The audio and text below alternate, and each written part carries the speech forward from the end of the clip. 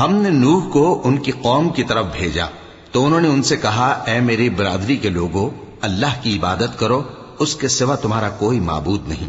مجھے تمہارے بارے میں بڑے دن کے عذاب کا بہت ہی ڈر ہے۔ تو جو ان کی قوم میں سردار تھے وہ کہنے لگے کہ ہم تمہیں کھلی گمراہی میں مبتلا دیکھتے ہیں۔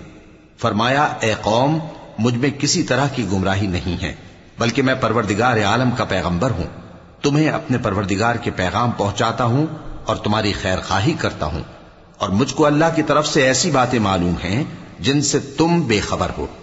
کیا تم کو اس بات سے تعجب ہوا ہے کہ تم میں سے ایک شخص کے ذریعے تمہارے پروردگار کی طرف سے تمہارے پاس نصیحت آئی تاکہ وہ تم کو ڈرائے اور تاکہ تم پرہیزگار بنو اور تاکہ تم پر رحم کیا جائے؟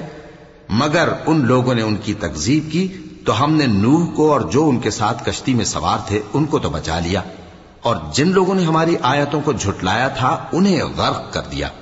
کچھ شک نہیں کہ وہ عقل کے اندھے لوگ تھے۔